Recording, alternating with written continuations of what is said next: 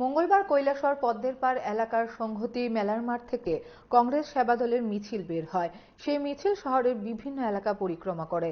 মিছিলের সামনের সারিতে ছিলেন প্রদেশ কংগ্রেস সভাপতি আশিস কুমার সাহা, কংগ্রেস পরিষদীয় দলের নেতা বিধায়ক বীরজিৎ সিনহা, জেলা কংগ্রেস সভাপতি মোহাম্মদ বদরুজ্জামান সহ এক ঝাঁক নেতৃত্ব।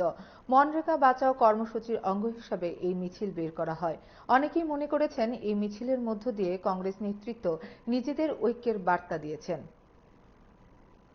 সেবা দলের যিনি রাজ্য সভাপতি এই কর্মসূচি এই জেলায় উনি সংগঠিত করে প্রায় ৫ শতাধিক সেবাদল কর্মীকে প্রশিক্ষণ দেওয়া হয়েছে।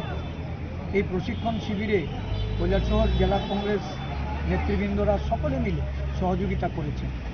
এটা অত্যন্ত সময়োপযোগী এই কর্মসূচি, কারণ সারা দেশ জুড়ে যেভাবে বিভেদ, বিভাজন এবং সাম্প্রদায়িক উস্কানি চলছে, যার নেতৃত্বে বিজেপি দল এবং তার অভিভাবক আরএসএস রাষ্ট্রীয় স্বয়ংসেবক সংঘে তাদের রাজ্যে রাজ্যে এই সাম্প্রদায়িক উস্কানি এবং ধর্মীয় উন্মাদনার মধ্যে দিয়ে প্ররোচনা যেখানে রাজ্যের বিভিন্ন অংশে অংশে এটা সংগঠিত হচ্ছে, একে প্রতিহত করার জন্য জাতীয় কংগ্রেস গণতান্ত্রিক উপায়ে সংবিধানের মর্যাদা রক্ষার্থে আর দেশের মানুষের মধ্যে সংহতি, ঐক্য এবং সম্প্রীতিকে বাজিয়ে রাখার লক্ষ্যে যে প্রস্তুতি সারা দেশব্যাপী জাতীয় কংগ্রেসের নেতৃত্বে,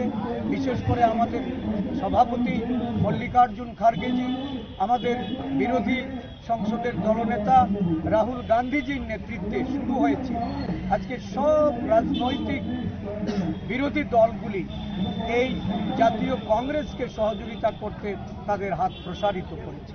আমরা মিছিল থেকে স্লোগান তুলেছি যে মনরেগা পুনর্বহাল করে শ্রমিকদের অধিকার, গ্রামীণ মহিলাদের অধিকার, গ্রামীণ মেহনতি মানুষের, কৃষকের যে অধিকার এই নতুন আইনের মাধ্যমে দেশের নরেন্দ্র মোদী সরকার যেটা ছিনিয়ে নেওয়ার চেষ্টা করছে তাকে প্রতিহত করছে। মনরেগা পুনর্বহালের দাবিতে রাজ্য জুড়ে কংগ্রেস দল আন্দোলনে সামিল হয়েছে এবং এটা আগামী 25শে ফেব্রুয়ারি অবধি এটা সংগঠিত হবে।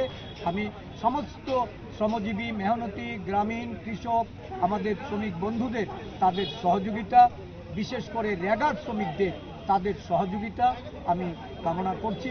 আমি আহ্বান জানাচ্ছি আমাদের এই কর্মসূচিতে সামিল হয়ে মনরেগা পুনর্বহাল করার লক্ষ্যে আপনাদেরকে